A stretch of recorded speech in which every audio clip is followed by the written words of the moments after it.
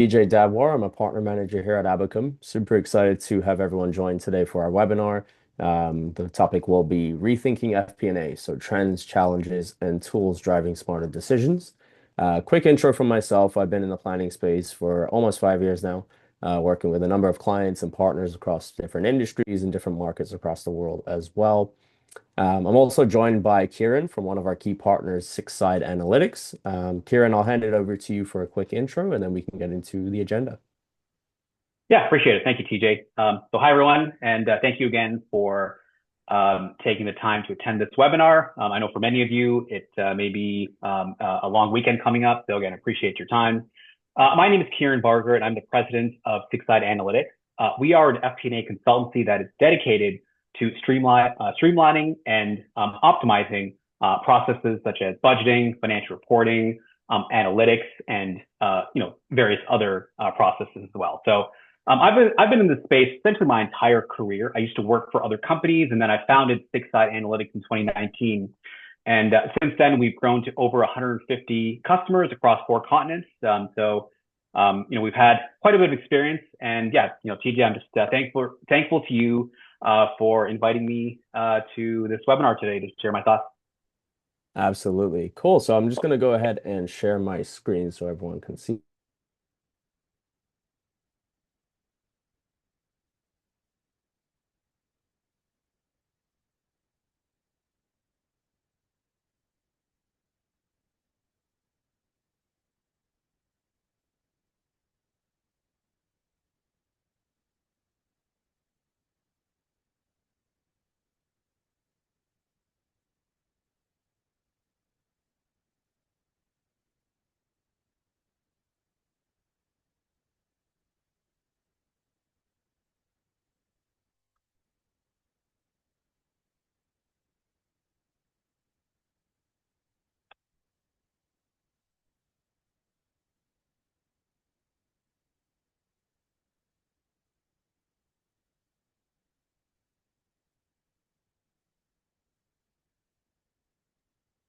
Okay, well, I don't think I could hear you, TJ, unfortunately, but I do see my slides up, so I'm just going to go ahead and get started. I'd first like to open up by just talking about the FP&A landscape today. What I'm hearing from customers, prospects, clients, and other folks in the space.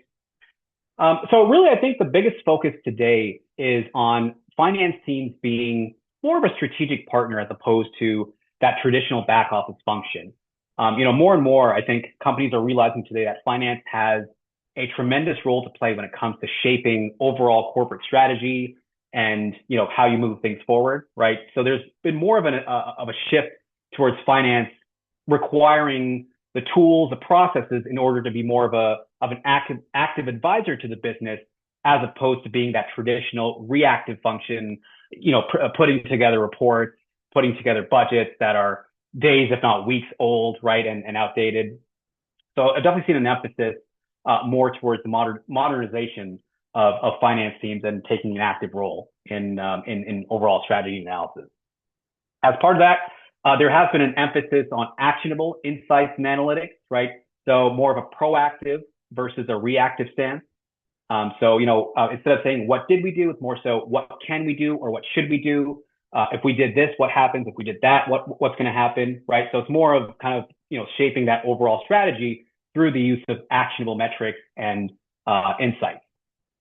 Now, as part of this, the ability to drive continuous planning is very important as well.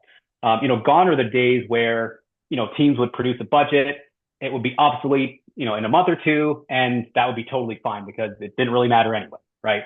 I think nowadays with things change, with market conditions changing, things changing, really at the drop of a hat, teams almost, as a sort of condition, require the ability to continuously plan, continuously forecast, and update, things if market conditions change and things take a drastic turn. Now, as part of this as well, right, the ability to work with tools that are more self-serve will play a critical role because, gone are the days where, if you wanted to make a change to your model, you had to call someone, an IT or an external consultant, or, contact a log a support ticket or contact a project manager and have a whole statement of work in place. Finance teams rightfully expect to be able to carry out their own changes, update their own plans with limited, if not zero, involvement from external stakeholders. And then ultimately, AI is obviously all the rage nowadays, and AI really has transformed, a lot of really a lot of life, to be quite honest. And FP&A is no exception. We're already seeing today that, the ability to, ask questions from, using natural language and be able to pull up numbers very easily. Whereas, in the past, you might have to spend some time building out a report or, going to an ERP or asking somebody. And, I think we're only in the second inning of the ninth inning, to use a baseball analogy, when it comes to what AI is eventually going to be able to do in terms of FP&A, just kind of making, really making the finance team's life easier, as well as, giving them capabilities that they didn't have in the past. So, it is very exciting times when it comes to just the overall landscape in terms of how FP&A is shaping, moving forward. So, TJ, next slide, please. So, some of the common challenges that are holding FP&A teams back today are some of the age-old ones I've been hearing, really throughout my entire career. Many teams, especially larger teams, have siloed manual processes that, take a long time to put together. And then it really all comes to a head when there's board meetings, budget meetings, and, there's clashes, and, one person has one version of the truth, another person has another version of the truth. So, these siloed manual processes really hold back teams when it comes to productivity. And, as I alluded to, as part of that, you have issues with version control and auditability. I'm sure many of you have spreadsheets floating out in your inboxes, budget V13, budget final, budget use this one, right? Some combination of those names, right? But, version control and auditability is, when using legacy tools especially, is really a killer of productivity, and, just kind of adds more overhead to an already fragmented and disparate financial process. Data integration, right? Especially, I think, in today's world, teams are using obviously ERPs, HRISs, billing systems, CRMs, various source systems that work really well for its intended and immediate purpose. But then when you try to bring it all together in an integrated financial plan, that's when, you see massive spreadsheets that are being used as databases, thousands of rows of ERP data, thousands of CRM rows, right? And, the impact of that is obviously massive spreadsheets that are slow to update, slow processes, difficult to understand processes. So, key and seamless data integration is going to be key to, kind of moving forward from that traditional FP&A challenge. And then finally, as part of that as well, too, just outdated legacy tools. Many teams use Excel for their financial processes today. Excel is a great tool for modeling, but when you try to extend its capabilities and try to use it as a workflow management tool, try to have multiple people collaborate and try to aggregate data and slice and dice, that's where it starts to really show its cracks and its flaws. And again, as a result of this, the number is 50. I've heard 50%. It can be as high as 75%, but a huge chunk of finance teams' time is spent on low value adding tasks like gathering data, manipulating, massaging data, sending emails back and forth. And really, they should be spending that time on things like strategy analysis, so that, again, they can drive the business forward. So with that being said, how do we get to that point? How do we get to the point where finance can really start to act as a true strategic partner to the business, as opposed to scrambling to put together reporting, scrambling to put together a budget, things of that sort. Next slide, please. So ultimately, you want to have tools that are no code, that are intuitive and easy to use, right?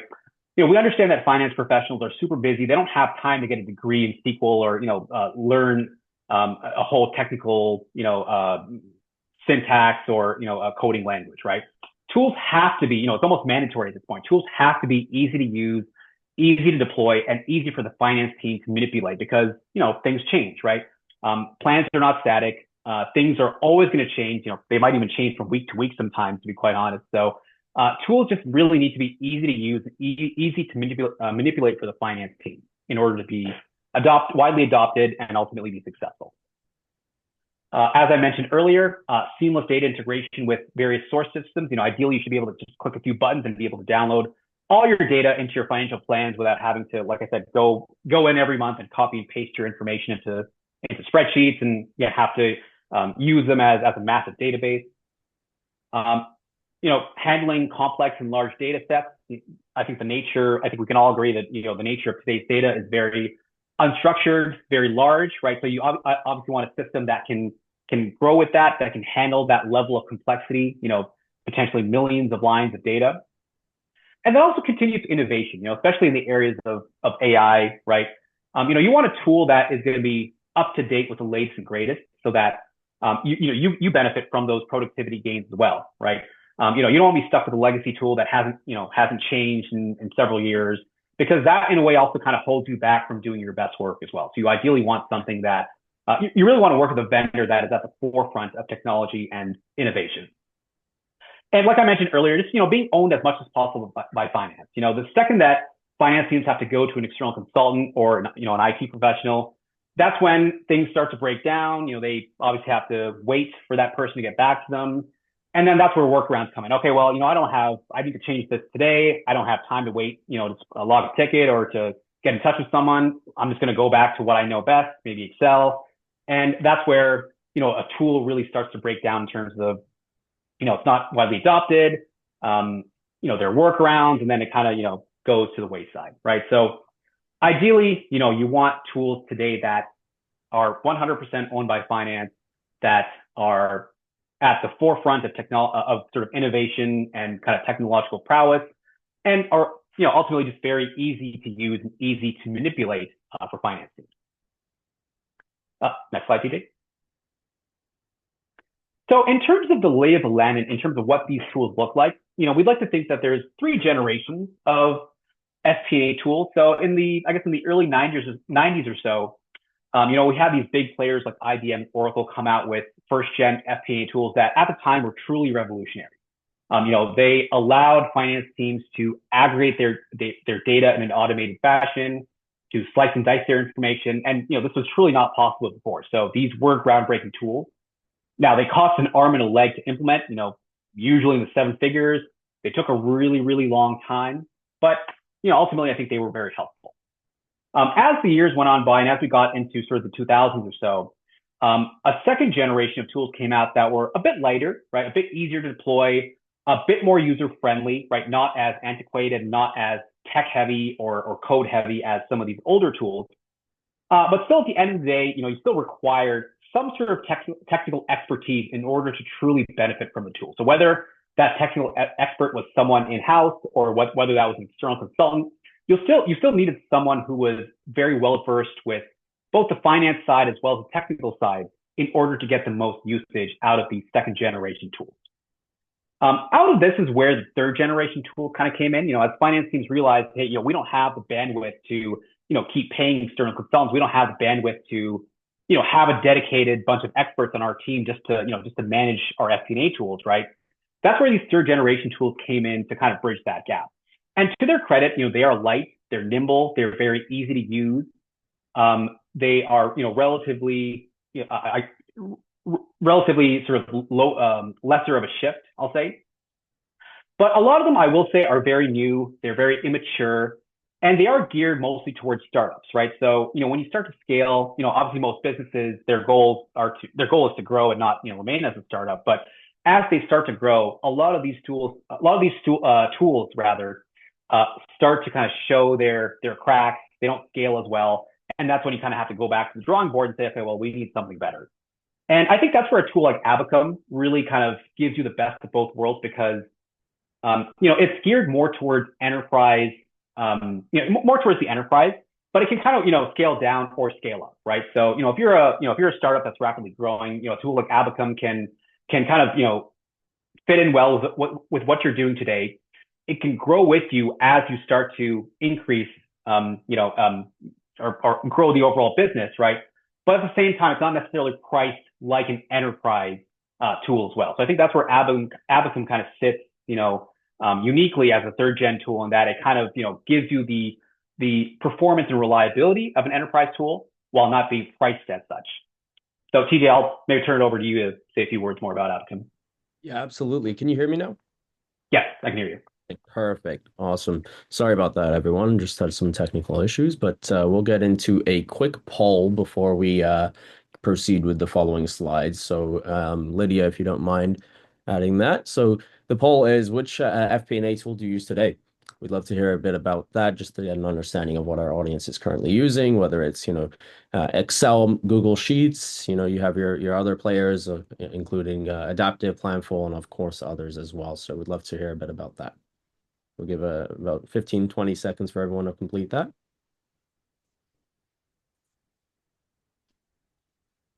And Lydia, once we have enough responses, feel free to share the results.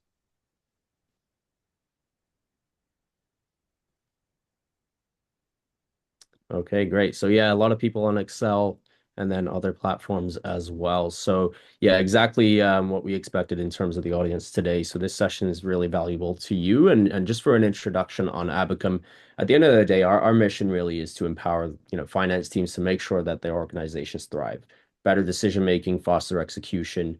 As a company, we're backed by world-class investors. We, secured quite a bit of funding earlier this year. 60 million in Series B. So the community does see value and growth opportunity with us, and that's something we're very proud of. In terms of our overall footprint, we are globally focused in terms of our clients in over 35 countries. We do have offices in New York, London, and Barcelona as well. So in terms of our employee count, all across the world. And then we have a lot of different partners, over 40 partners globally as well, that are working with our clients in terms of services and things of that nature. And of course, Kieran and his team are one of those too. So in terms of where Abacum comes in, it is the most scalable AI native solution on the market, really striking that perfect balance between flexibility and ease of use, right? The idea is that, we have a multi-dimensional modeling engine, which, really works well together with different collaborative workflows that makes business partnering easy across different departments. So of course, that includes your reporting, your budgeting, your scenario planning as well. And then just a few of the use cases that the solution handles, right? So the idea is, with your headcount planning, your revenue planning, investor reporting, you're really providing stakeholders with accurate and timely financial and operational information. That way you can foster that level of transparency, build trust, and really support informed decision making for your company. And the best of all is that it's a platform that's intended to be owned by the Office of Finance, right? So that way there's no need for it to be managed or maintained by IT or different departments, really pointing to that level of ease of use and minimal change management. And what really sets us apart from our competitors is a combination of a few things. Like you'll see when I go through the demo, it is very much so a modern, user-friendly interface, right? The platform is built for 2025. Foster adoption, more company-wide collaboration is what we're going for. You don't need deep technical expertise to leverage it. And then, of course, you have our data integrations and agility. So we have a wide range of native integrations that connect to your key data sources like your ERP, CRM, BI tools, HRIS, or all of them at the same time. The idea is that this gives you a real-time single source of truth. That way, you're always working with the most current, up-to-date data, which was obviously a major pain point for a lot of our clients prior to joining us. And then the third key point is our AI-powered insights. So our platform has a lot of built-in AI capabilities that I'll actually show you a few of them today. And that really helps automate forecasting, surfacing key insights, really making finance teams change from historical reporters into strategic advisors for their company. So in short, we actually are helping finance teams really save a lot of time when it comes to those manual tasks, the ability to get those real-time insights and ultimately drive business performance. That's the core of what we're doing. And then just some logos that might stand out to you. Of course, we've grown quite a bit over the past 5 years and continue to do so today. We service companies all the way from nonprofits that are fairly small, 100 employees, let's say, all the way to, some familiar logos like Strava, you can see in the top left, 160 million users, millions of data rows, modeling in over 40 dimensions. So it does show that the platform scales with your organization growth. And we're, really enabling our clients to really continue to grow and scale and propel their growth rather than inhibiting it. So with that being said, I will get into a quick demo of the platform as well. I know we only have about 11 minutes left, so I'm going to go ahead and do that now. Let me share my next screen. So to kick things off, you'll notice that Abacum is a web-based solution. right? It can be accessed using any of your preferred web browsers. Users can sign in by keying in their credentials, or since Abacum supports SSO with single sign-on, your browser can simply pass through your key credentials here as well, just similar to what I'm doing right now. So once you've logged in, one thing you're going to notice immediately is that I've been brought into my own landing page. So with these landing pages, we refer to them as spaces. And the best way to describe a space is that it's a blank canvas.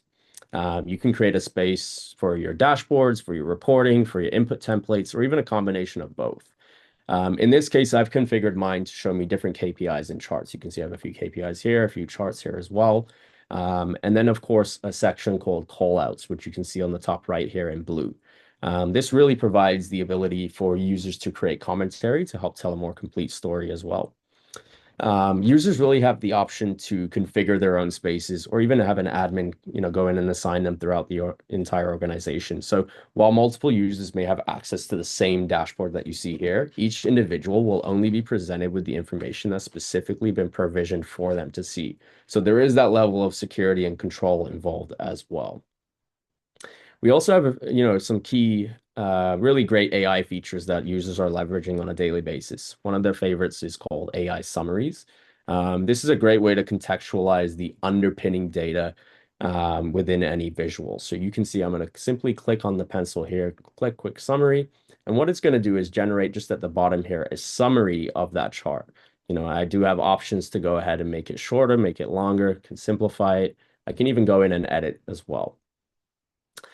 So really with this, summaries are a great way to get a jump start on providing insights, but also reducing the amount of time it takes to get to that level of analysis as well, just at your fingertips.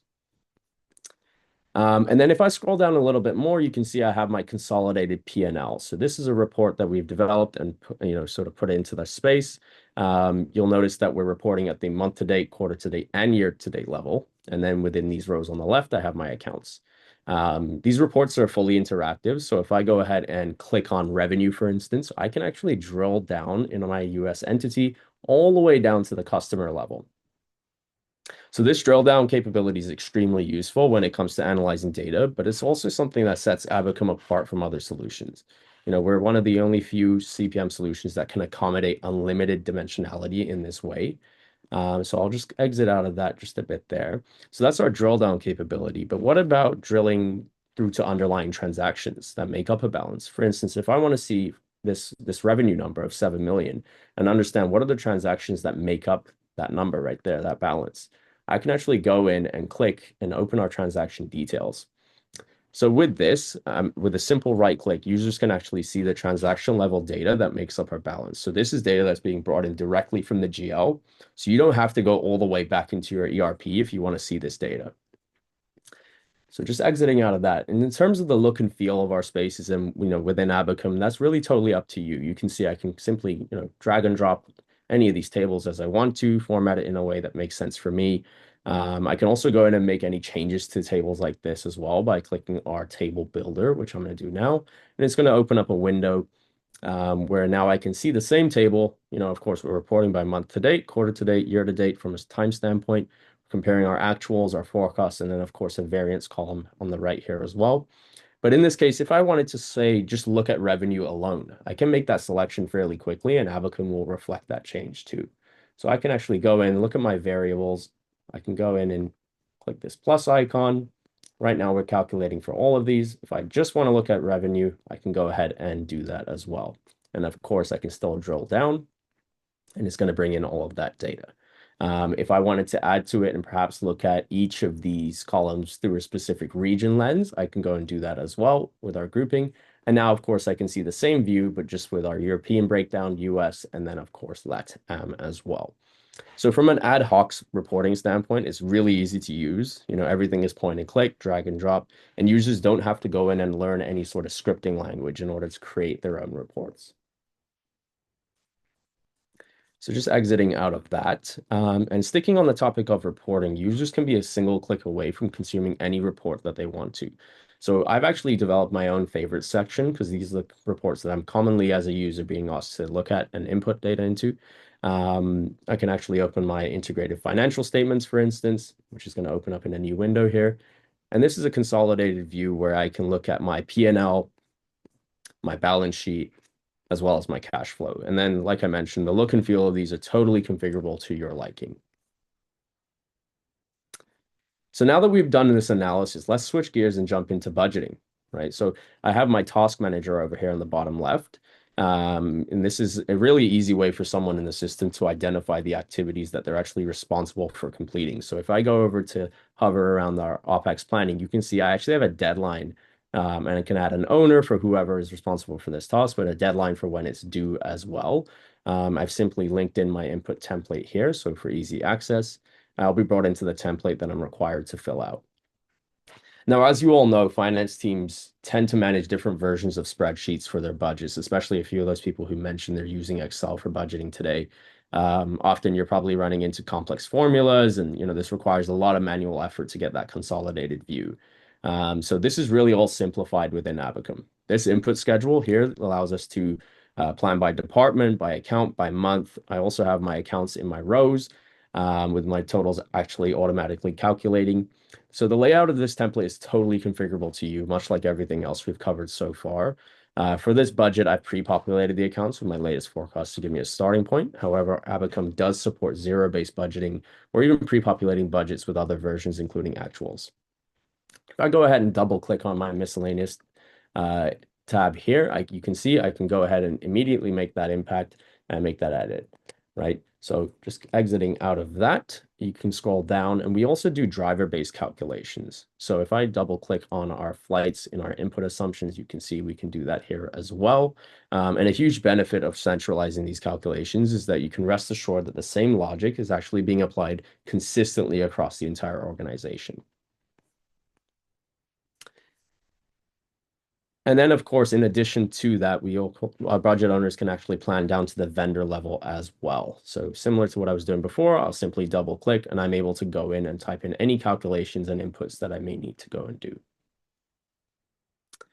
So as you can see, you can capture all of this detail in the nature, with the nature of the expense and go from there.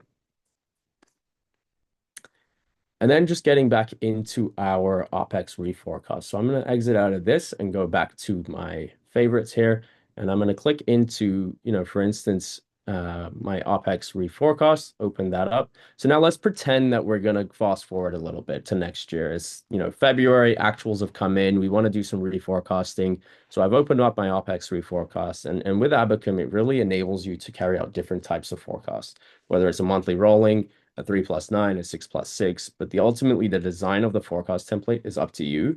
In this scenario, since February just finished, Abacum has actually locked down these two columns, so I cannot go in and edit anything. It prevents us from making those changes. And just if I double click, you can see at the bottom there, I've got a notification saying that the cell is not editable.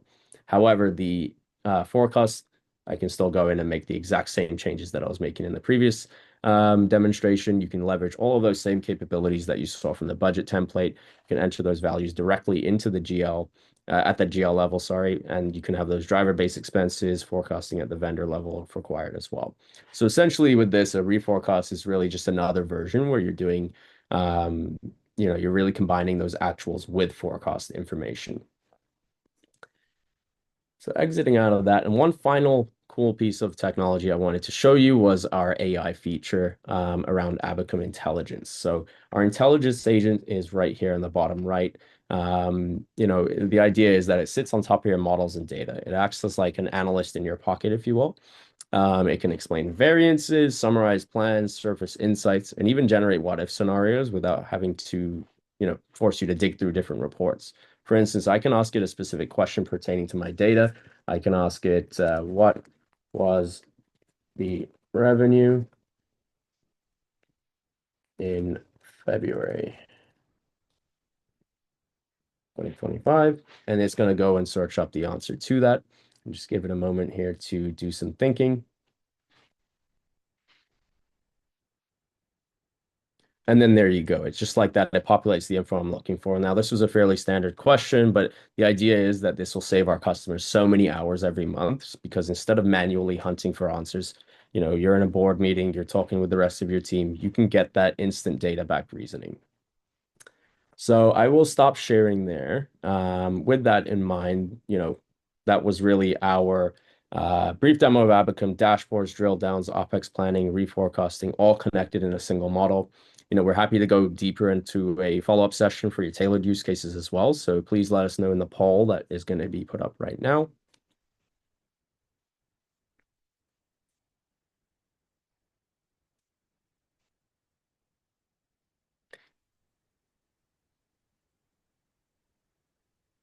Cool. So based on your answers, we will get back to you in follow-up. If there are any questions, please feel free to drop them in the chat here as well. And then, of course, just wanted to say thank you, everyone, for joining us today. I know we only had the half hour, but would love to invite you to subsequent webinars if you're interested as well. And like I said, happy to dive deeper into a more tailored demo as well. Awesome. Thank you, everyone. Have a great day. Thank you, everyone. Appreciate your time.